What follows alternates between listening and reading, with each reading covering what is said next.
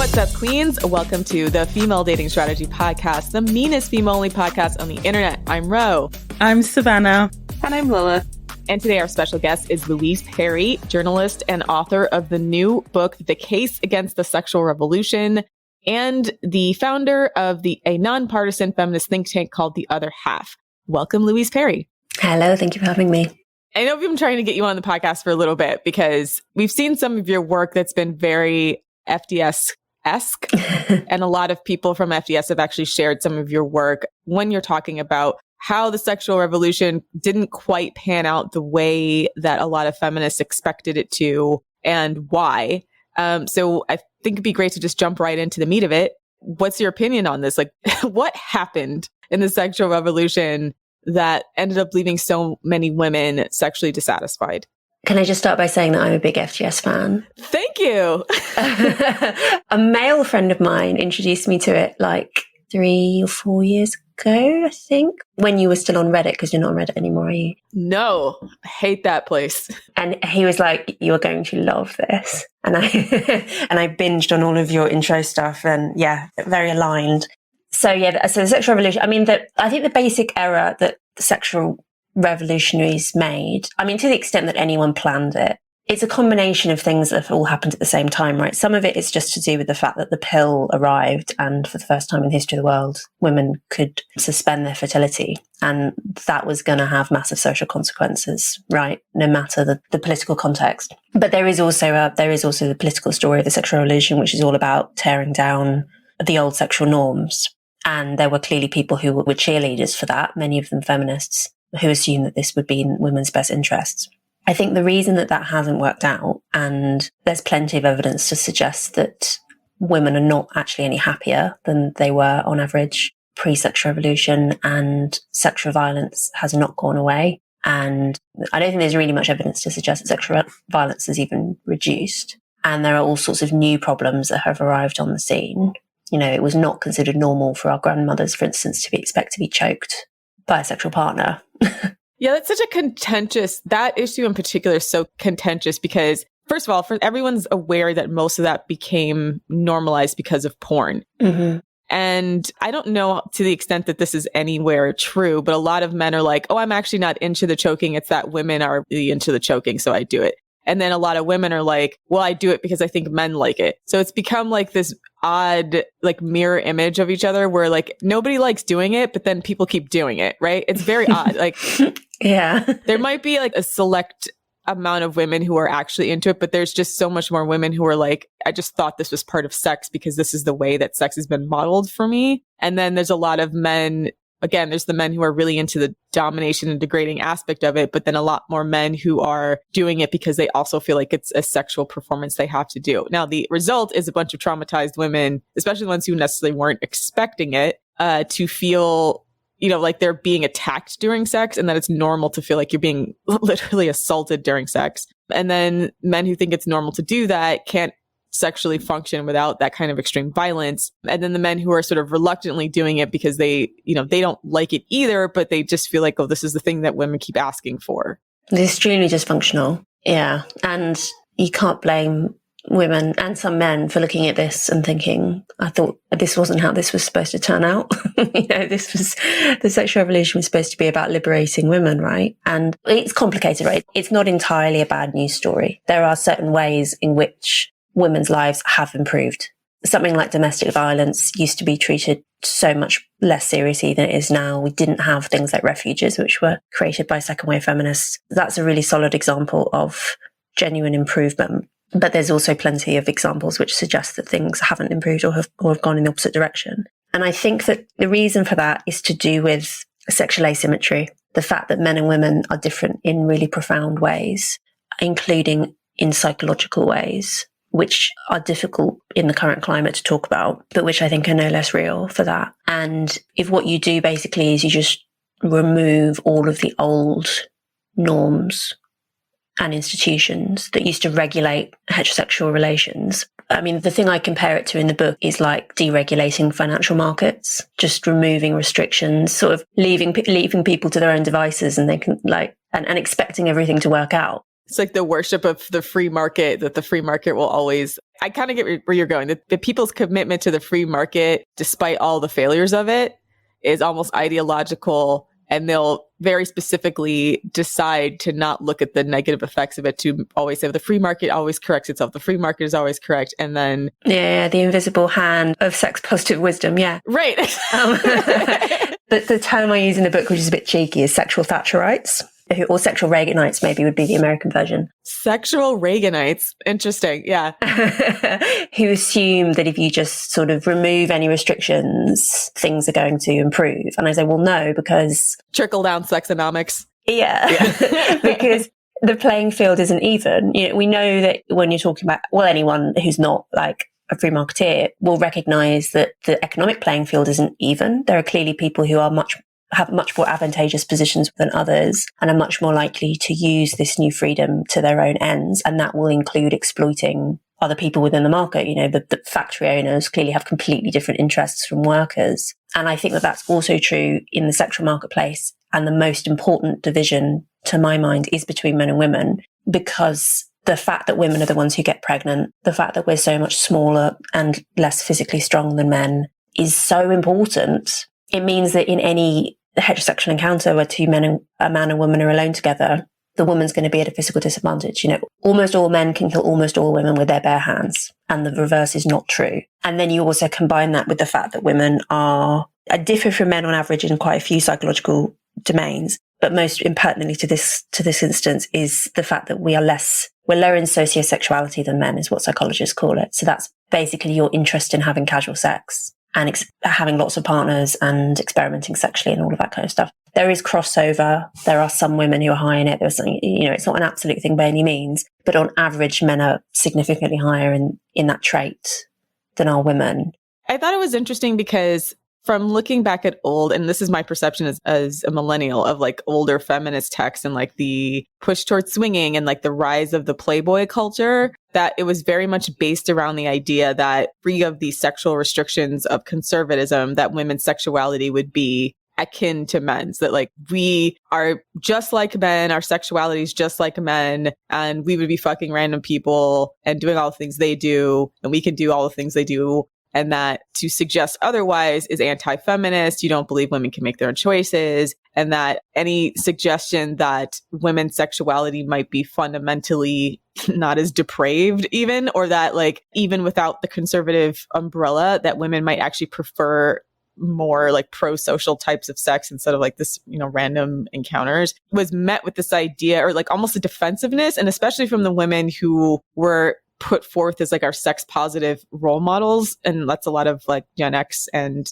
the older half of millennials, where they were really defensive. Like, you can't shame women who are really hypersexual. You don't know what's going on with them. And then like, as they get older into their 30s, it's like a lot of them started to admit like, oh, actually I was processing a ton of trauma, and that type of hypersexual behavior was a manifestation of self-harm. But it's like, it took a long time. And I don't fault people for like not understanding themselves and completely, but it does seem like those types of voices were purposely elevated, both in the media, which we know is run by Scrooge, but also among feminist circles at the expense of people like Gail Dines, who was kind of like, you know, a little bit more cautious or a little bit more nuanced about it. And I just have to wonder, like, what was that kind of like, why were they so antagonistic against women who were a little more nuanced about like porn, sexual, or like a sense of sexual balance? And we can kind of see the same thing today when people talk about SWERFs, et cetera. There's just like this vitriolic anger against women who might suggest like maybe there's more to look at here rather than like the party line. What's with all the prude hatred? Why are prudes so hated? Prude phobia. Yeah, it's the prude hatred, and it's nowadays it's SWERF and TERFs, and it's like there's no discussion. It's just shut the fuck up, like you're ruining feminism for us. And I'm like, but isn't there room for it? But this happened among millennials, and like now we're dealing with the fallout of basically deplatforming all the sex positive but sex critical feminists. I just remembered when you were saying this, I want to get onto this, where's prude phobia come from, but I just remembered this piece that was in the New York Times like last year. I can't remember exactly what the piece was about, but it was something to do with sex positive something. And in the comments underneath, the comment that had been picked by the New York Times readers, editors as like, you know, the starred comment was apparently a woman saying, yes, my daughter is extremely sort of sexually liberated. When she goes jogging in the park, she will sometimes like pick up a man and go have sex in the bushes and then continue on her jog. And this was big. And I personally read that and I was like, this is a lie written by a man. I do not believe this comment. By a rapist who stalks the park looking for women who are going for jogs. That's a confession of guilt. Yeah, this is 100% not, like, what mother would write that about her daughter and also just, no, like, this is a lie. But I thought it was so interesting that the New York Times picked it as its starred comment, because that's apparently the ideal. This is what liberated sexuality looks like. Because that is a fundamental mistake. That's insane. What I find so disingenuous about that is, like, on the other hand, we'll talk about safe sex, right? This is like where I feel like they can't make a decision between what they want to do, because like it's important to practice safe sex, but also, yay, have sex with random people in the bushes you don't know. Do you remember during COVID where there was the guidance on how to have safe sex during COVID? And it was like, always wear a mask, don't face your partner. Which is insane, right? Use a glory hole, that kind of stuff. It was so stupid because it's like you're literally like touching bodies already. Like, yeah, you won't get COVID. You will get half a dozen other things. So this question of prude phobia, and my theory as well about why I think it's worse in America. I think it's harder to do things like criticize porn in America than it is in the UK. At least, well, I don't know. I seem to be getting away with it, but my impression is it's harder for American feminists. And I think that's to do with the fact that there's this real fear of being aligned in any way with the Christian right.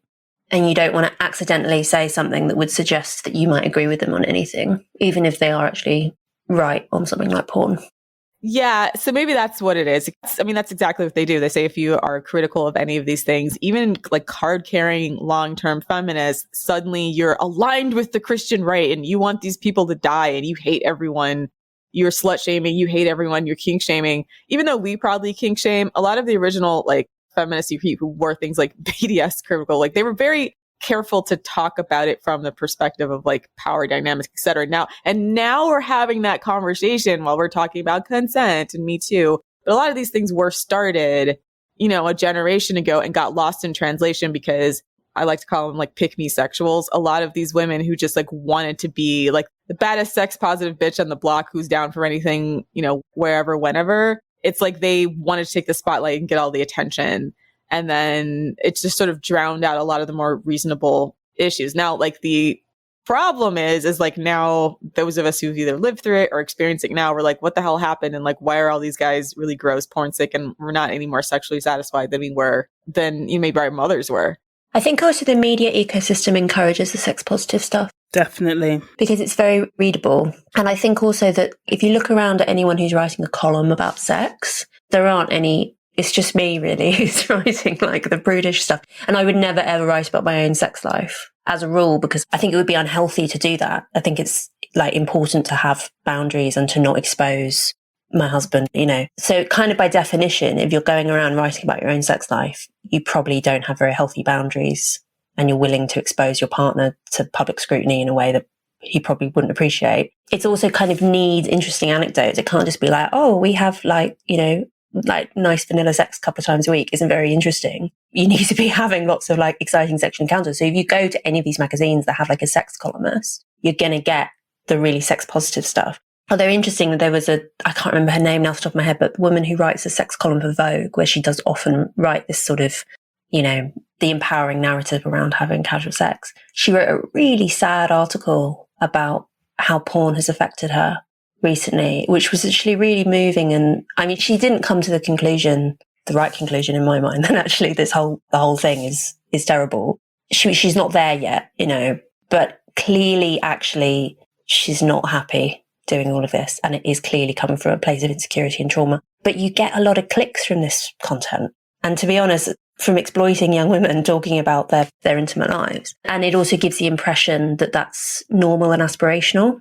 Yeah, I mean, we've made the comment that there's no qualifications to be like a sex positive educator, and it shows. I mean, honestly, like you're almost like toggling between women who are deeply mentally ill, some of them. Like, in fact, there was like this sex positive feminist who I can't remember her name exactly, but she was like struggling with bipolar disorder and borderline personality disorder. And while she's doing this, she's having like the sex in the bushes with random men encounters and then saying like, this is really powering for me and I'm taking control of my sexuality. And it's like nobody at the magazine said like, maybe this is a manifestation of her struggling mental illness, right? It feels so exploitative when you watch it. Cause like on first glance, I'm like, wow, like she's really, really lying to us about these encounters. And like sometimes she'll admit it later, like, oh, it wasn't that great. But then it's like, well, she's also kind of lying to herself because she's in the middle of a mental illness. So I can't exactly blame her because she doesn't have the perspective. But it's like the people who run the magazines have that perspective, or they should. Well, they don't care about it. That's an experience of. Or they're making money. A lot of these magazines are owned by like rich old guys. And then, yeah, like you said, Louise, they're exploiting young women writers, you know, trauma dumping essentially. Yeah. And often not paying them very much as well. Yeah. They're making like $20,000 a year working for, I don't know, BuzzFeed or something, talking about, you know, the horrible sexual traumas they've been through as a result of, you know, hypersexual culture. Yeah. I mean, there was this great piece by Sarah Ditum, I think in Unheard a year or two ago, about all these, most of them young women who would write these really exposing pieces, like first-hand pieces for places like Jezebel, back when this was really voguish. It's a bit less so now, about like lurid sexual experiences. Or I think there was a woman I remember who wrote something about having sex with her dad, like really grim, really exposing stuff with the potential to blow up their lives. And they'd get paid like $100 or something. And in the hope that it would lead to a media career, which it of course didn't. I said, like, the way that the market works in journalism is absolutely not geared towards like, there isn't really an HR department for freelancers of any kind.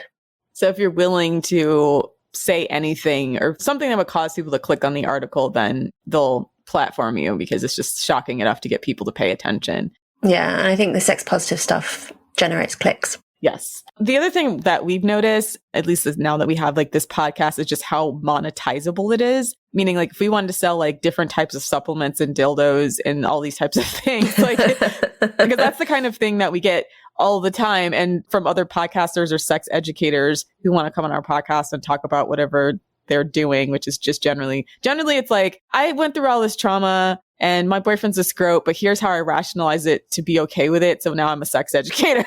And I'm telling you, like, that's the script every time. It's like, I went through a spiritual healing journey after my boyfriend cheated on me and then realized that we were better off in a polyamorous relationship. So now I'm, you know, I want to come on your podcast and talk about it. And like, that's the market. And when I look at this, I'm like, yeah, I can see why this became really popular because like there's so many products you can sell. There's so many people willing to sell their trauma for very little money. Yeah. So, you know, is it art imitating life or life imitating art at this point? Because there's enough women who are willing to do this that I can also see like the magazines being like, well, there's all these women out here that want to talk about their experiences. Let's talk about it. I don't know, with chicken or egg situation.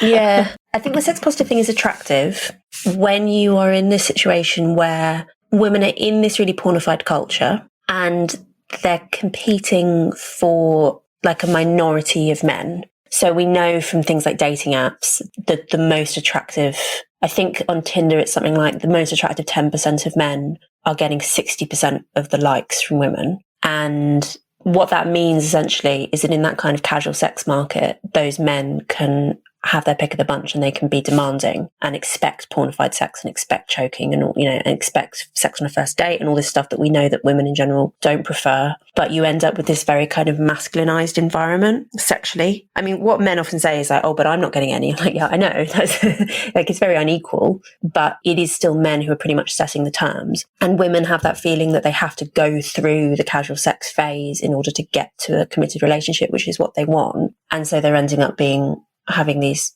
horrible relationships, brief relationships with men who treat them really badly. And you can see why the sex positive thing would be appealing if you feel like you're stuck in that rut, because it's a way of rationalizing your experiences to make them seem like you've chosen them and like they're not painful. Yeah. Cope.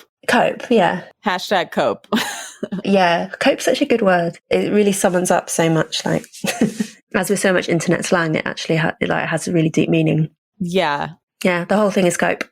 As we're kind of unpacking what happened, like, what do you think is the push for the future? Because in a couple different ways we can attack this question, because the first one obviously is, you know, is it true? And if it is true, we're in trouble as a species that even without the invention of dating apps, like, is it true that only women are really only attracted to a small minority of men? Or is it just like a dating app problem where the dating app leans itself to that type of behavior? Because I feel like if we're at the point where 80 to 90% of the male population is unacceptable to at least a large percentage of women, then something's basically got, I'd say from the FDS perspective and how we've thought about it is like, we need to start just being brutally honest to their face about why they suck. Because I think part of it is like them living in a bubble for so long about what women actually want, like an ego protective bubble that everyone builds for men. And I know partially know why. It's because all these incels freak out if you give them the slightest criticisms, and because men are much more likely to vote with their dollars against something that disrespects them, whereas like women just like absorb the disrespect so easily. It's one of the more frustrating things about watching the difference between how men and women interact with anything really. But as a consumer, if a man gets up on, writes an article or gets up on television or says something and says to men like, okay, if you're not sexually attractive to women, like you need to watch your weight and here's like buy some new clothes here, and like basically tell them like grooming habits or like different types of interactions that are more positive, then men will be like, fuck that guy, turn off the television, decide they're perfect and it's women that are the problem. But if you gender reverse that and you have like a woman like dating coach come on and be like, girls, just make sure your pictures look nice and like put on lipstick and like, dye your hair blonde or something like, the old school rules where it was all about like trying to make yourself look like a specified dream girl. You'll see women just be like, okay, I got to do that, So the difficulty is that how do you reach men to say like, you guys aren't cutting it and you need to evolve a lot faster than you are if you want to actually be able to secure any type of relationship in this current market. It's also an economic story as well, isn't it? Because you've got more and more men who are unemployed or who are earning less than women on average and are just not attractive life partners on that basis. Arguably their own fault to a certain extent. Like, okay, so this is my side note rant, but some of it is yes, like in the US, especially a lot of manufacturing jobs and jobs that used to be solid middle class, working class jobs for men to provide for family, they've gone overseas. And that I agree with. But the other thing is like, they're not competing in the new marketplace, meaning like getting education and figuring out how to adapt their skills in the new marketplace to the extent that women are. So the question is like, is it our fault, or like, is it their fault for not adapting, or what do we do? Or is it just like reality? Yeah, I mean, in the West, we've shifted so much towards a knowledge and service-based economy, and service-based economy in particular is really well suited to things that women on average are better at. Like there are some of the traits on which men and women differ. One is sociosexuality. Another is agreeableness. Women are more agreeable than men, quite considerably. Again, by average, but, it's like a clear trend. Not me, damn it. No. I've always had a soft spot for disagreeable women personally, but the normal feminine behavior is very agreeable, right? And there are some situations in which that's really advantageous.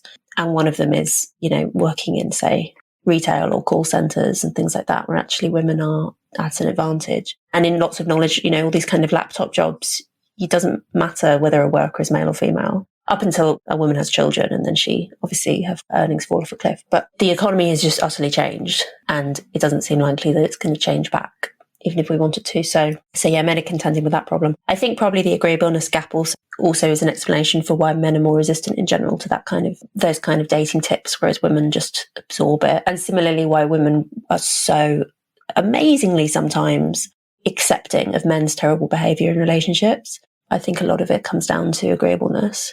So that's the Jordan Peterson argument, which I find interesting that there's a little bit of convergence on that, because that's a lot of the same things that he said about like, oh, women are more agreeable and this and that. I think the centralized question of that is like, is it entirely nature or is it nurture to a certain extent? I think it's something that gets sort of, it's a difference that gets exaggerated by culture. Like girls' school culture is just sort of an exaggerated version of all feminine traits, you know what I mean? Like you're encouraged to be more agreeable. Of course, it comes with like other forms of indirect aggression. But sorry, the question at the beginning was, what do we do about the like 80% of men who are apparently really unattractive? Yeah. I mean, it seems like they've just devolved into porn and video games, things that are very easy for them to win at and engage in. And like women are just, as they disengage with life, I think women are just sort of more stringent because like at that point, you're just dead weight. It's not even like there's no benefit at that point. Yeah. And I mean, for some women, it's all a good news stories. It's that actually it is now much easier to just live as a single woman for your whole life. And you don't need to have a relationship with a crappy man, whereas you might historically have ended up with one. So I think that there are absolutely women who are better off as a consequence of all of these changes. a lot of these men probably could be a lot better, but there don't seem to be the incentives in place for them to make themselves better. And they're not just in terms of things like grooming, but things like the allure of video games and porn, which I think they're both products that are so maladaptive. Porn in particular, but video games too, because they're so designed to like hijack the young male brain, which is seeking out adventure and conflict and sexual stimulation and so on. Like that's they're sort of driven towards. And these products just take that drive and suck these men in, and they basically will end up, in the worst cases, having just no interest in anything else in real life. Yeah, the powers that be are probably very excited about that, because we probably would have had 2 or 3 revolutions by now if they weren't so distracted with porn and video games. And we've made the argument that this is the perfect time for women to take over. Yeah, the female supremacy argument. We keep coming back to female supremacy because, that's my vision for the future. Men are dropping out of, careers and university at record highs. Their dopamine receptors are getting fried by porn and video games. They don't have the willpower or determination or motivation or just drive to do anything except jerk off and play video games. So that's going to pacify them. Honestly, that's going to prevent them from becoming terrorists. At least not, it'll quell some of their violent tendencies maybe, or divert them. It just seems like it's getting more randomized, right? And rather than a cohesive... No, but the economy is favoring women, right? We're witnessing the decline of men and the rise of women. That's what we're in the middle of. So I don't think it all has to be all doom and gloom. Oh, how do we change things back? Oh, everything's terrible. How do we change things back? No, we got to look towards the future, and what the future holds is even better for women. Trust me. What are your thoughts on the female supremacy argument, Louise? I'm curious. What are your thoughts on what if we're just better than them? Because no one ever wants to ask that question. Yeah, I just think women are cognitively superior to men, honestly, at this point. The only reason men have been more successful is because they're bigger than us and they didn't have the burden of pregnancy. But as women have been able to control that, and that the jobs have shifted from physical strength being a premium, it's like they've lost everything that they were good at, so to speak. They've lost their advantages, and women are gaining more advantages. And, it's unfortunate that a lot of women are not going to find a partner. A lot of women are going to be single, but that's not so bad. Again, there's lots of studies now saying that single women are the happiest demographic. So, who's really losing? And post World War II, they had the same problem, right? It's not like it's not been throughout history, especially with wars and stuff, that there's been a surplus of women versus men. In this case, it's there's a surplus of, quote, eligible women versus eligible men, but there's no excuse for a war for that to be the case. So the bigger question is if we have 80% of the population that's unattractive to women and they're not being shipped off to a war somewhere where they can be preoccupied, what's next? What do we do with them? What's the next step?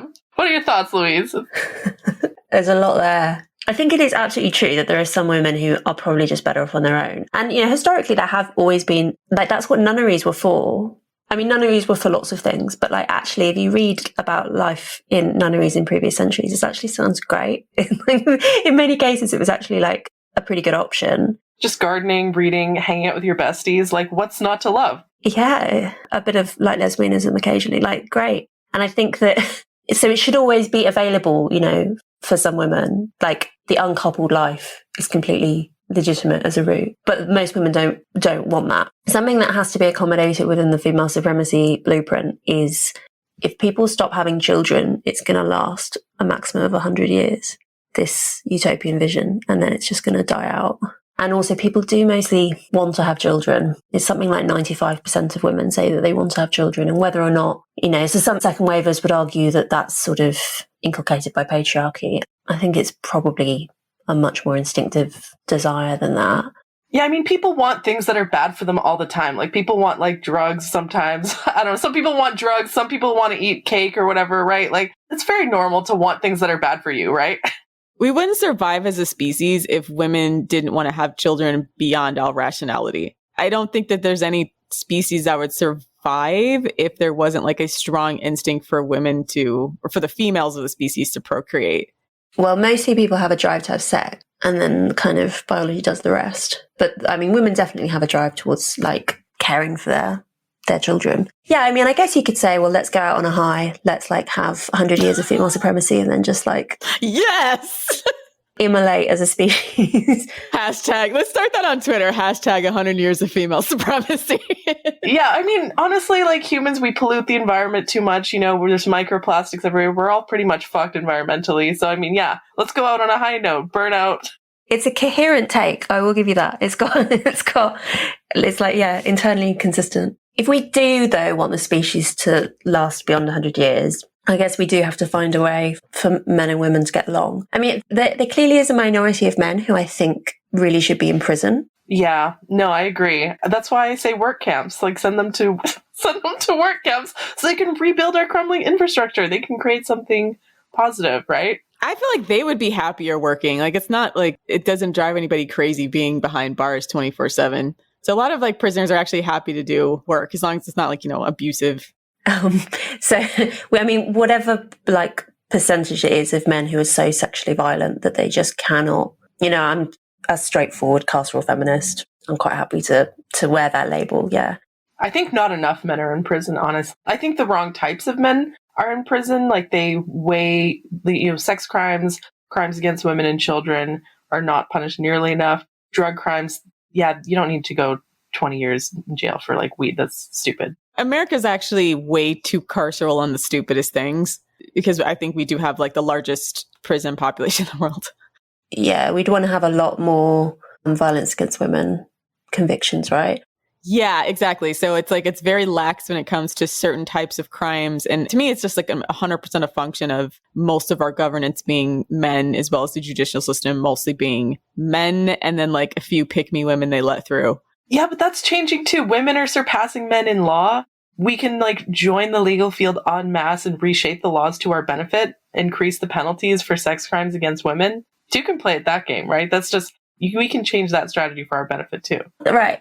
This episode is brought to you by our sponsors, Athletic Greens. If you're like me and you're too lazy to eat a salad every day, taking AG1 by Athletic Greens will get you the same benefit, but you don't have to wash or chop any veggies. I started taking AG1 because I wanted to ensure that I was getting a daily nutritional drink providing a number of health benefits, such as an optimized immune system, increased energy, and better gut health. I drink my AG1 every morning after the gym, and AG1 is my daily habit that makes it easy to absorb key nutrients, lead a healthy lifestyle, and feel my best, no matter what the day holds. 1 scoop of AG1 and you're absorbing 75 high-quality vitamins, minerals, whole food source superfoods, probiotics, and adaptogens to help you start your day right. Add AG1 to your daily routine as a micro-habit to make it easy to absorb key nutrients, lead a healthy lifestyle, and feel your best every day, no matter what the day holds. 1 scoop, 1 minute, once a day, every day. And to make it easy, Athletic Greens is going to give you a free 1-year supply of immune-supporting vitamin D and 5 free travel packs with your first purchase of AG1. All you have to do is visit athleticgreens.com/FDS. Again, that's athleticgreens.com/FDS to take ownership over your health and pick up the ultimate daily nutritional insurance. On the female supremacy point, do you not think, though, there are so it's fairly obvious, I think, to all of us what masculine flaws are, right? The main one being violence. I mean, the masculine aggression is clearly evolved in a context where it's directed at other men in competition for resources and also potentially at like animals and stuff. But it's completely maladaptive a modern society where we're trying to keep the peace, And there are some men who are so hyper-aggressive that they're like really, really antisocial. So that clearly is a masculine flaw, and there are others. Do you not think that there are feminine flaws as well? And that there is to some extent a sort of balance to be struck between the two sets of virtues and sins? Opening that up to the room. Do women have flaws? Yes. But I think that women as a whole are much better at like controlling those flaws. The main reason being that men have a tendency to externalize blame. Women have a tendency to internalize blame. That's actually a flaw that I feel is actually, a double-edged sword, because for women, the ability to accept responsibility is like the first step to improving yourself and fixing that problem. But also women accept blame for things that are not even our fault. Like it's taken to the extreme. So that's one, I think, feminine flaw. Whether that's like a female thing or a socialization thing, I'm not really sure, but probably has to do with the agreeableness, right? I have a theory that Twitter is an extremely feminine environment because you can't possibly use physical violence on Twitter, right? By its nature. You can't use masculine means of aggression. So you have to use feminine means of aggression, which are to do with like gossip, spreading rumors about people behind their backs, exclusion. Oh yeah, I've experienced that on Twitter, but I rise above.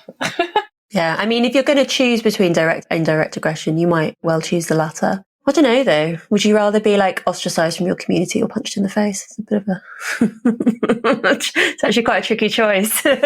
Yeah. Okay. So I kind of see where you're going with it. It's like there's much higher social control that women both exert as well as experience and obey.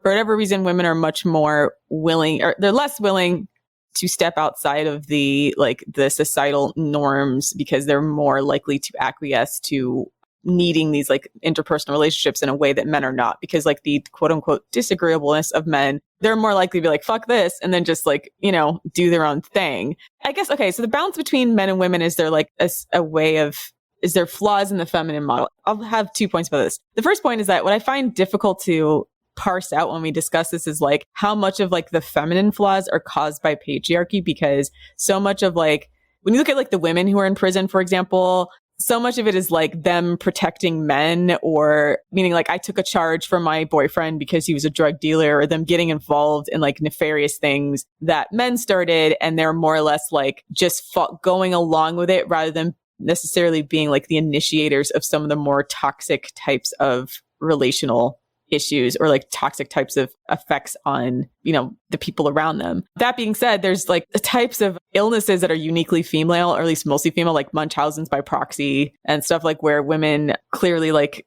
they need attention and martyrdom so bad and like emotional validation that they'll literally poison their children to get it. And I feel like that is a type of covert narcissism and like a feminine flaw that I guess like questioning, like, is that something that would be necessarily balanced by men who probably just wouldn't? Yeah, I don't think men improve. They probably just abandon the kid, you know what I mean? And then like seek glory and emotional validation in other ways. What I'm trying to figure out is like, okay, if we have feminine flaws, how so are they balanced out by what men are doing? Are they just, it seems like they're most of the time made worse.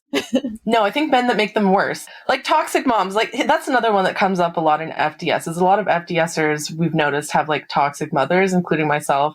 And so I had a tweet the other day that was very polarizing where I said like, motherhood is the only socially acceptable role where women have like absolute control over another person. And like, I feel like my mom definitely like exploited that power dynamic.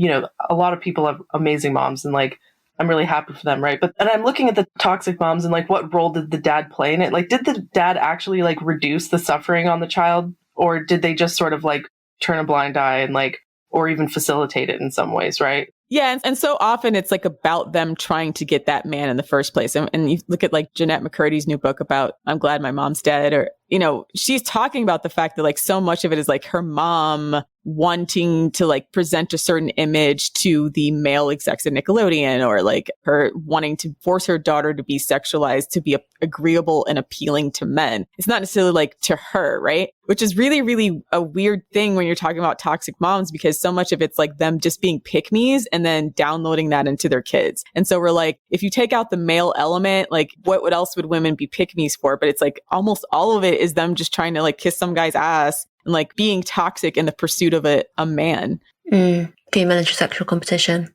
Yeah, that's like most of it. Yeah. So I don't think that men are necessarily like preventing toxic femininity. In like a media organization, let's say, which is where I have personal experience, it used to be that newsrooms were 100% male, right? And you'd have, apparently, according to like television, you'd have people constantly shouting and swearing at each other and really sort of macho posturing, competitive behaviors, all this very masculine energy in the room. Whereas now that's less likely to be true. But then what you read about, particularly in liberal media outlets, is new kinds of aggression. So no one's swearing at each other on the newsroom floor, but you have like Slack channels ostracizing particular people. You've got all sorts of like covert behavior trying to muscle people out, and it's just like a different form of aggression. It's just not necessarily as obvious, which is why I wonder if it's been a long dream of feminists, right? Like, if we had a society that was completely run by women, we wouldn't have any more wars, we wouldn't have any more conflict and problems. I think that's probably not true. I think we'd have different types of conflict, different means of more Cold Wars, maybe. I think we would die in a lot less stupid hills, because the male sexual aggression, or a tendency towards aggression, and we've talked about this, makes them die on a lot of very stupid hills for no reason because they're terrible at risk management. I think we would have way less conflict because you wouldn't see as much just dying on like taking devil's advocate just to do it. For whatever reason, like men are more compelled to take those types of risks and then never ever do an about face if they're wrong. It's weird. They don't mind being ostracized from the group as much as women do. We probably wouldn't have gone to the moon without like a really masculine society. But then arguably, what was the point of going to the moon? So you might say, oh, fine, whatever. Don't do that kind of crazy, risky stuff that seems to be very embedded in the male mind. Yeah, I find it really interesting, like the masculinity and femininity in a culture. I know a guy who shot himself just to know what it felt like. So that's like how men think, right? Yeah. No woman would ever do that. The curiosity. So it's stuff like that. It's like, I want to go to the moon just to do it. So, and that's why women live longer, because men are more likely to just take risks just to do it, or because they want to feel what it feels like. But there's something like that in the male mind. If you hear of like an extremely stupid thing, or the Darwin Awards are almost like entirely men because they're just doing shit just to do it. And so while I think overall we might not have as many of the big wins, but I don't think we'd have as many of the catastrophic losses, right? Because for, putting a man on the moon, we also had like Hitler and the Holocaust, right? Like the impetus for men to, create efficiencies and do something better than everybody's ever done it before leads to them creating efficient killing machines called gas chambers, as well as it leads to them creating a rocket ship to the moon. So it's like, it's tough because of like, I think we would get there as a society because I think women are also infinitely curious and would want to do it. I think we could do it with a lot levels of destruction, although it would take much longer. No, I think women could have in fact, I think we would have gotten to the moon sooner if women hadn't been kept out of education for so many centuries, right? Yeah, that's true. So I think women are just as capable of like innovation. You don't need to be physically strong to innovate or to have ideas and stuff, right? And in fact, nowadays, most innovation isn't just like one guy with an idea. Innovation happens on a team generally. Even to build like, giant, like, weapons and stuff, it takes like generally multiple people working together to achieve a common goal and stuff. And like, yeah, men can work together really well, but like team management and stuff and teamwork, that's also something that women, I think, can be very good at. So I mean, I don't know if I buy the idea that, if we lived in a female-dominated world, would we have no wars? No, we probably would still have wars because women are just as capable of aggression as men. But I also don't, think that, if, women ran the world, then we'd all be taken down by like gossip and nasty rumors and stuff. Because actually, I work in a male-dominated sales environment, and men are just as prone to gossiping and talking shit and rumors and that kind of stuff as women are. So they really are. I'm tired of the bad PR on women for that, because all the messiest people I know are yeah, men participate in office politics too, right? Yeah, they do. I mean, on the innovation point, my extremely hot take on this is that I actually like the thing that is most likely to destroy the planet in a single like catastrophic moment is scientific experimentation. So I don't think that, as we saw with COVID, I mean, do we want to get into like lab leak on the FDS podcast, but risk taking, I personally am a very risk averse person. I don't think that we should be taking loads and loads of risks in scientific discoveries necessarily. And actually, there's a really strong argument for saying, I don't know if any of you have ever read Civilized to Death by Christopher Ryan. It was a New York Times bestseller some years ago. It's very good. He basically makes the argument for anarcho-primitivism and says that actually before the agricultural revolution, people actually had much better lives in loads of ways. And civilization isn't all it's cracked up to be. Basically, it's a great book. So the argument that you get sometimes from anti-feminists that, well, men built civilization, there is a response which is like, okay, civilization was a mistake. Is civilization really that great though? Yeah. A lot of it's trash. It's like, right. It's like, why are you forcing us to live like this? It's actually awful. Yeah. We're all miserable now. So thanks, men. You fill our foods with poison, and then if we want to actually have food that's not full of poison, we have to pay extra. Versus like before, when we were agricultural based, like we could just grow it ourselves, right? Yeah, men built that. Yeah, feminist anarcho-primitivism is, I think, the hottest new ideology around. Yeah. Maybe that's my next book. Feminism, anarcho-primitivism? Nice. Maybe it should be. I don't know. I haven't decided. I'm really curious to know, because what you talk about is very unpopular, right? And so I'm curious to know, like, what are some of the barriers that you've had in trying to bring this topic into the mainstream discussion, and how did you overcome those? So you say that, and yet I have not had nearly as much grief as I thought I would with this book. Yeah, because Gail Dines like suffered, like. Well, at least not in the US. I haven't seen you like platformed anywhere in the same way. You know, I don't see you being on Vice magazine, or unless you have for some reason, I don't know. Well, I basically haven't had much coverage from progressive outlets. Yeah. They're more likely to ignore people like you. Yeah, that seems to be what's happening. I mean, I had a very nice review in The Observer here, and I've been on mainstream things like Radio 4. But generally, the coverage I get is from centrist and conservative places and is positive. And I just haven't had very much shit. I used to get, because I also work on the We Can't Consent to This campaign, which is a campaign against the rough sex defense, this thing where men are claiming that women consented to lethal violence and died because of a sex game gone wrong. We've got quite a lot of grief from that one, from the Kinksters, who call us prudes and frigid and yada yada. But they haven't succeeded. It turns out that they actually have basically no influence in politics. That's good news.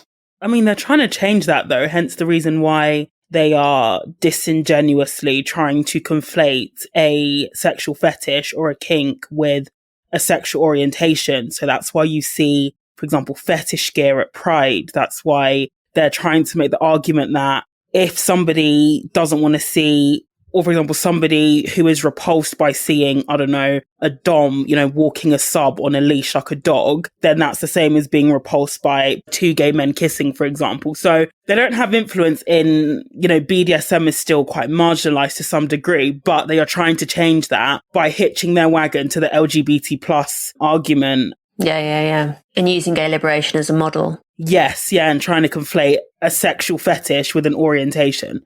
Yeah, they're doing their best, but so far, they're coming up against a lot of opposition, which I hope remains true.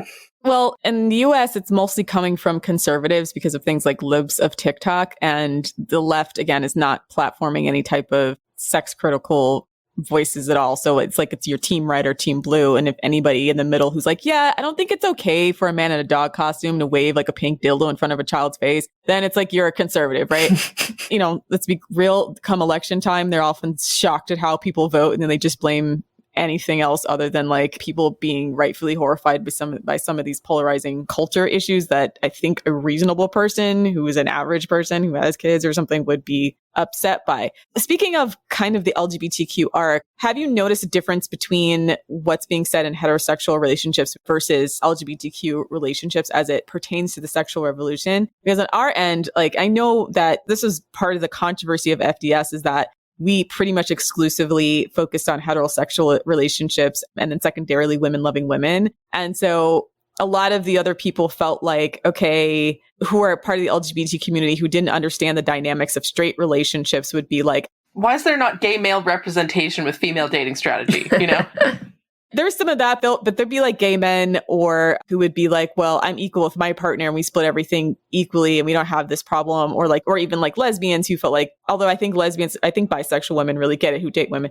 No, I think a lot of lesbians get it though. Like they understand it. Yeah, a lot of lesbians get it, especially if they were compelled to have sex with men when they were younger because of cultural pressure. But like, there's like this attitude that like everything in gay relationships is the model for straight relationships, not understanding there's all these like adversarial effects. So I feel like a lot of the feminine, like the intersectional feminists have sought to like de-gender and de-sex relationships to the detriment of women, because not acknowledging that there are serious sex-based differences both in risk and reward. And what that's the lens that we go through is that some things are riskier for women and lower rewarding versus for men has effectively like neutered the conversation about sexual dynamics between men and women in mainstream media. Because as soon as you start saying like, yeah, it's really unfair for like women have to do all this type of sexual labor. Like, why can't we, when we're dating, like vet men for XYZ or not do it this way, or expect men to pay for dates or contribute more or contribute in things that are more stereotypically masculine? And then they'll say like, no, that's not the equality model. The equality model is everything has to be the exact same thing on paper.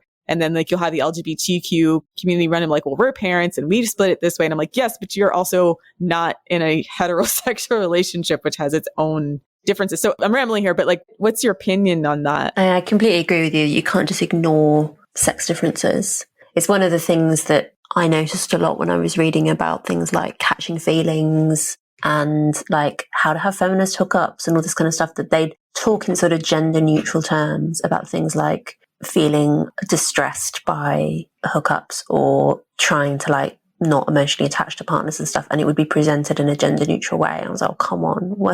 Like, we all know that the vast majority of people who are experiencing this are women. Like, you can't represent this as being something entirely equally distributed between the sexes, which is like big part of my whole argument against hookup culture, that it's bad for women, which I think we all agree on. So I deliberately made the decision in the book to only write about straight people, and I only very briefly mention gay and lesbian relationships, mostly just to sort of underline the fact that they are good evidence of male and female sexuality being quite different. The fact that lesbian and gay communities have quite different cultures and different expectations. I figured that like 95% of people are straight, and so it is fine to sometimes deliberately talk only about straight relationships. I'd love to read a gay man writing on some of this from a more like critical perspective. Okay, so at least in the States, especially around the time when like the push for gay marriage and more visibility for LGBTQ people was being platformed, there were actually a lot of gay men who had podcasts and like articles and stuff. One of the more infamous being someone like Dan Savage. I don't know if you've heard of him at all, like Savage Love. But yeah, they were effectively the pioneers of gender neutral advice. And now even Dan Savage has had to walk back so much of it. Like now that he's older. And now a lot of women who, you know, at the time, maybe like 2008, 2009, when this was novel, you know, he used to have all these rules about sex work and then like age gap relationships. And now him like acknowledging like actually the nuances are quite different between gay relationships versus straight relationships. And I understand why they wanted to platform our LGBTQ people. So I'm not like saying it was a bad thing, because quite frankly, they weren't allowed to talk about these things before. And then there was a thought at the time that like, well, gay men like men too. So then there may be some similarities here and like they can kind of talk about it. And the effect actually was the opposite, is that like a lot of, you know, even Sex and the City, I think a lot of the showrunners were gay. So like there's a lot of shoehorning female sexuality through the lens of gay men. Samantha is basically a gay man, yeah. Once again, being like cast through a male gaze, but just instead of the straight male gaze, it's like the gay male gaze about what sexuality is for women. And like nobody can help us in this regard but ourselves, really. Yeah, I agree with that. This is quite a big conversation in itself, but I think it goes both ways a little bit. I think there's also been a sort of, if you read something like, watch something like Will and Grace, it is sort of like gay men imagined through a straight female lens. It's not actually a good representation of what gay life is like. So I think, you can definitely overestimate the extent to which gay men and straight women are experiencing dating in the same way just because they're both attracted to men. Yeah, I think it's an error to assume that it's going to be identical, even though obviously there is variation among individuals. I think the mistake is always looking to men to answer any question. And that's why a female dating strategy takes the position like, we're our best experts. If you understand it as power dynamics, instead of just like, there's some magical guru out there that's going to give you a love potion or spell or whatever to keep you from being affected by patriarchy, there isn't. And what I see on the left a lot, and I've joked about it just being like bizarro world religion, you know, instead of like praying for a good man, you know, you have women that are like, oh, I'm a witch and I do all this like Wicca stuff. And it's to say I put a love spell on a guy. Instead of polygamy with like a sister wife, then you have like the Hugh Hefner, like a swinging culture where it's still one man with very many women, but it's like the same thing functionally, where they don't have any control over their life, Hef controls everything, they're dependent on him, etc.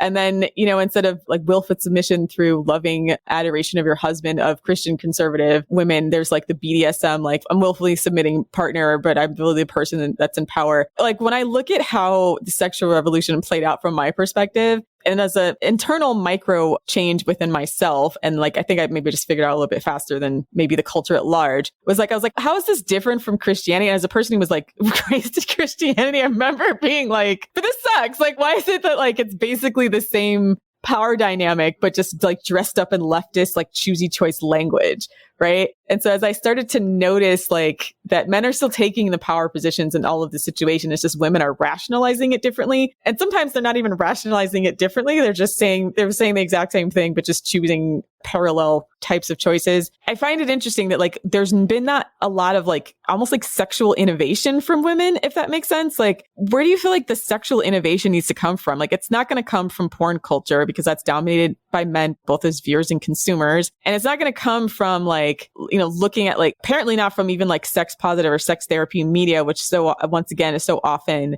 by either women who buy certain narratives about men that seem absurd, about like men need to fuck a bunch of people because otherwise like they're not their best self and it's emotionally abusive to expect them to be monogamous and stuff like that. Like there's a lot of that kind of stuff. It's like, how come through all this sexual positivity stuff, like there wasn't any like real innovation? Like I haven't seen that many like, okay, you're a female and you should have like a male harem type thing. Right? It's always like, you know what I'm saying? Like, or we were joking about how like there's so many euphemisms for sexual acts in porn. Like if you want to do a gangbang or like a double penetration DP. And then we were like, so this is going to get graphic, but we were brainstorming like what would be like a sexual equivalent for a woman? Like if you just have like multiple guys go down on you or give you oral sex, is there a name for that? No, there's not a name for that. Like there's just all these types of things that just don't exist in our popular culture. And I don't even see like feminist sex therapists like innovating this area. They're just like rationalizing what's already there. Yeah, feminist porn still looks an awful lot like women just sucking dick, doesn't it? It doesn't really.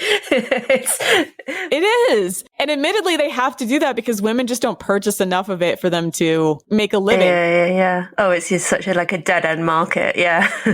Yeah, when you look at porn sites for women, like it's always still TNA. It's always still boobs and butt in the prominent display. Like I don't see any gorgeous model tier guys. I mean, if they had nothing but porn of like Jason Momoa, then maybe I'd watch that shit. But it's just still the same. I want porn of like men just like chopping wood and like, I don't know, doing tasks and being competent. Like that's not even porn. That's just like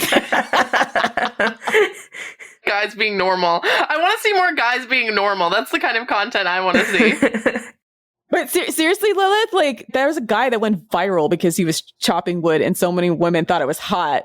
Yeah, that guy's hot as fuck. I love that. I love that guy. Exactly. And there's no sexual, like, if you look at the market, there's nothing like that for us. Are there a bunch of like, okay, we're going to create like a slow motion video of a hot shirtless guy, like chopping wood and stuff. Vote with their views, sis. Like only pay attention to men who serve the female gaze. No one's creating it, even in the sex positive feminist space. It's weird. If you build it, they will come. Okay, we got to start. When we see it, we reward it, and then pun intended. And then the algorithm will eventually be like, oh, like people want to see this more kind of thing. Like stop looking at like stuff that degrades women. Start looking at more stuff that, you know, women like looking at, like hot guys chopping wood. I don't know. Are you aware of this new, so I only know about this because I was asked to write about a piece about it for the Telegraph. This new platform called Passion Flix, which is owned by Elon Musk's sister. All right, so I'm going to stop you right there. And there's a lot going on in that sentence. Anyway, Passion Flix. It's basically a platform for like film of women's erotic fiction. So a lot of it is based on like romance novels that have been really successful and turned into films. And I had to watch some of it for the piece. It's not my bag generally, but it's apparently like romance fiction in general is not really my bag, but it is apparently popular. And yeah, it's lots of like very muscly men brooding. And like quite a small proportion of the films actually involve sex scenes. It's more about like the emotional tumult of the relationships. So it's rom-coms with hot guys. So that's basically why 365 Days was popular, because the movie is trash. But like if you just actually put a man that women find attractive in the movie instead of all these like quote Hollywood attractive men. I don't know, Seth Rogen guys, like yeah. Ones that are trying to gaslight us into wanting to fuck. Yeah. Well, Passion Flix has every genre for man if you're into it. Oh, so you can like porn sites, you know, they select by, you know, race, boob size, hair color, whatever, right? You can't quite, but there are enough things that you could like browse through until you found your preference. And then they have a combination of like really short. So some of them are only like 5 minutes and some of them are feature length. I think also it doesn't lend itself to women's sexuality because like women like a certain level of like class in men. Like we don't get off by like degrading, disgusting men. In the same way as like men want women who are degrading and disgusting. So then I bet that it's just harder to find porn stars that appeal to women because they have to not be creeps. This would be not like the average man. No kidding. Right, exactly. I'm like, if you look like a guy I could just pick up, you know, hanging out at a bus stop, I don't really want to have sex with that. You know what I mean? Like, this just looks like some guy who would be like trying to jump on the front of your car to squeegee your window. Like, that's not a guy I want to fuck. Sorry to switch gears a little bit, Louise, but I wanted to ask about your your new think tank. You mentioned this offline before, but, tell us more. Now that you've kind of achieved what you wanted with We Can't Consent to It, what's the next step for you? This is transitioning from men washing windows. So We Can't Consent to This. It's now like coming up on 5 years old, I think. And we were able to change the law on which hopefully will make the rough sex defence more difficult. And it's a difficult legal problem, but the government did propose a new provision within the Domestic Abuse Act. So we're hoping that is going to make it much more difficult. And our question was, so where do we go next? And what we've done this summer, so literally just, we barely have a website. This is super new, but we got a lump of funding to turn We Can't Consent to This into a mini think tank called The Other Half. And our reasoning behind it is that the world of feminist lobbying is very, very liberal feminist. It doesn't represent the views of most women. If you look at polling, right? Is very orientated towards sort of Hillary Clinton style feminist thinking. Equality is the favourite word, whatever. And is really hopeless mostly on things like porn, because there's this fear of being, rocking the boat on that kind of issue. I mean, it's what we was talking about at the top of the show, right? Like, why is there this terror of talking about things like porn? I think it comes down to that fear of being kind of confused with conservatives. But, we found that actually with getting the We Can't Consent to This attention and support within Parliament, we got just as, it was a Conservative government that acted on it. We had just as much support from Conservatives as from Labour and Lib Dems, and we got just as much positive attention from right-wing media as left-wing media. So I think it's all about like trying to find these open doors that you can push on, and actually you can achieve things that are good for women without needing to be partisan. Because actually I think partisanship holds it back. Because I genuinely think that actually the relationship between feminism and the left is really vexed. I think there's increasingly a divergence. It's really not obvious to me that the left is like the natural home of feminism necessarily. And I mean, we all know that left-wing men are just as likely to be misogynist. There's really it's not a safe space by any means.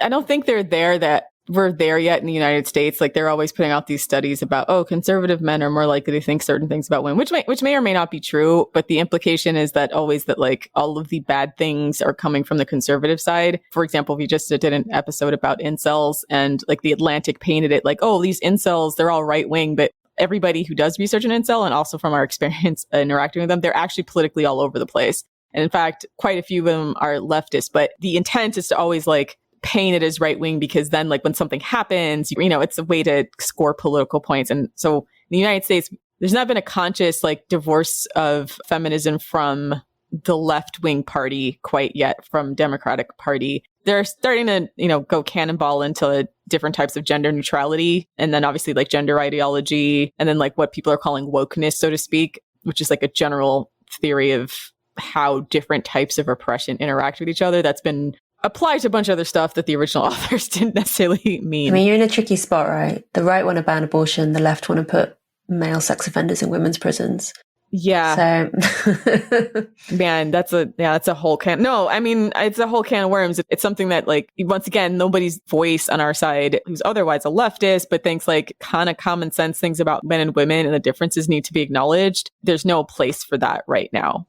Because like, if you say men and women have differences, you're a conservative. If you think you're supposed to, if you're going to be left wing, pretend that like every difference is a matter of opinion or something, or socialization completely, rather than like maybe there's some innate sex differences, unless you're talking about transgenderism, and then it's like biology. It's really weird. So we're in a weird spot where like the left doesn't know, it's just talking in circles, and nobody will be platformed who talks about anything that makes sense but doesn't follow the party line. I think that things are a little bit more sunny in the UK.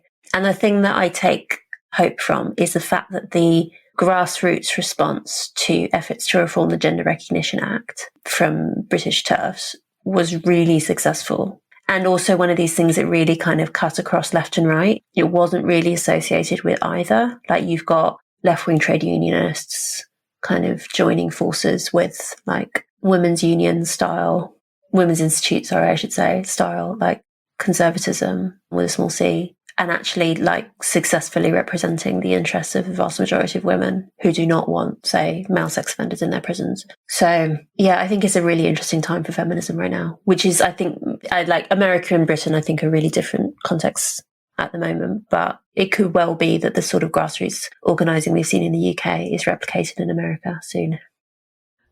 Yeah, I think the biggest problem in the United States is not just, it's just geography and not even just ideology. Is that people who live in different states live entirely different lives. And so we might as well be living in different countries. And so sometimes it's harder for America to adjust compared to smaller countries because of how, I mean, you're talking about, I don't know, our population size, maybe like 350 million or so people. And then they're geographically spread out and, you know, have different incentives. So it might be a while. So that's why so many movements, even grassroots movements, take forever, because you really got to get a lot of consensus across a bunch of different states because of the fact of how our federal government works. But it can happen. And, you know, it happened with the drug war. We're starting to see pushback on that, like in all of the states. You know, things like getting child marriage off the books started to ruminate through all the states. So like it can happen where suddenly everyone in the country is sort of on the same page about a particular issue. It just tends to take like years of work from people in all the different states. So to, I think, finish the conversation,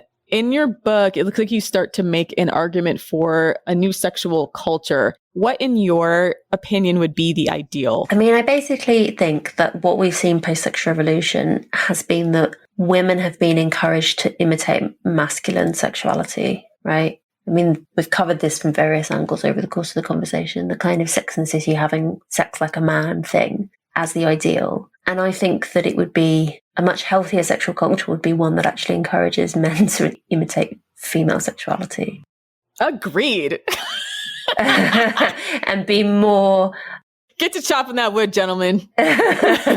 Stable, monogamous, whatever, like long-term orientated. Yeah, I mean, the trade-off for that, right, and the response that I get from some men is that means that some men will end up being sexually frustrated, will be forced into monogamy when they'd rather sow their wild oats and whatever, to which I say... Oh, the fuck well. I'm sorry. Yeah, to which I say, well, okay. Like, I accept your terms, gentlemen. That's how it has to be. Them's the breaks. Because the alternative is women having unwanted sex, which is where we're at now. And I think that that's, like, my feminist principles say, no, that's unacceptable. Yeah, which women having unwanted sex is the norm and the glue that keeps us society together, right? And so if we start to unsticky that glue, you know, the question is like, first of all, how are men going to react? Will men being pulled more to female sexuality? They're just going to have to suck it up. Honestly. Yeah, I agree. There are some women, I'm sure, throughout history, many women who've gone their entire lives not even having an orgasm. Okay? So the idea that some men might not be able to get everything they want sexually, it's like, tough luck, you know, join the club. That's normal to not have your every sexual desire or thought or whim satisfied. Like, that's normal to not meet that 100%. And they're just going to have to suck it up. Once again, it would be really great if our left-wing media would make this argument rather than like everything men want is a responsibility for women to provide, either through sex work or directly through sex work or through like us being coerced into relationships that don't sexually satisfy us. And we've roasted so many articles from mainstream media that I think one of the most egregious ones was like a guy that a woman just met, had some kind of kink fetish. And the woman wasn't really sure if she was open to it and was a little disgusted by it. And like the sex therapist was like, well, maybe he could play with this outside of the relationship and you give him space for that. I'm like, what relationship? She just met this guy. But like, this is, I feel like the answer is like sexually incompatible, move on. But it was like the sex therapists are all involved in like telling women to be more open-minded and like let men sexually explore to their own detriment. Once again, this is feminist media. This is what makes it so odd. And I'm like, this guy almost got to be like a complete overhaul of sex positive culture and the women who are quote unquote pioneering it. But I have the sneaking suspicion that the women who are pioneering it are in it because it's trauma informed, right? And so that's kind of the thing with the sex positive angle is that women who are maybe having great sex lives and like are not trying to make it their entire identity are probably not going to make it like a company around sex positive engagement, so to speak. So that's like kind of the tough thing that probably women who have normal, healthy sexual relationships would self-select out of being a sex therapist. They probably want to hear disgusting shit men say either. It's like self-protective. Yeah, I mean, I optimistically think that we've probably already hit peak sex positive. I think it is kind of on the way out. I think it's becoming less fashionable, which can only be a good thing, particularly for young women. Like young women in this environment where being like choked by your boyfriend is high status, they're being so set up to fail and actually put in danger a culture that encourages them to have sex with violent men. So I think that's going. And I partly think that because I've had a surprisingly positive reception to what I'm doing. And We Can't Consent to This had a really, really positive reception. And yeah, I'm hoping that that's starting to change. So thank you, Louise Perry, for coming on our podcast. If you want to check out Louise Perry, where can we find you? So the book it's come out in the US like 10 days ago. And it's called The Case Against Sexual Revolution, a New Guide to Sex in the 21st Century, available in all good bookshops. And if you want to follow you on Twitter? I am at Louise_M_Perry. Great. So check us out on our website, thefemaledatingsstrategy.com/forum, if you want to discuss this episode further. Also check out our Patreon, patreon.com/thefemale dating strategy. Also check us out on Twitter at fem.strat and on our Instagram at _thefemale dating strategy. Thanks for listening, queens. And for all you scrotes out there, get to chopping that wood. Die mad.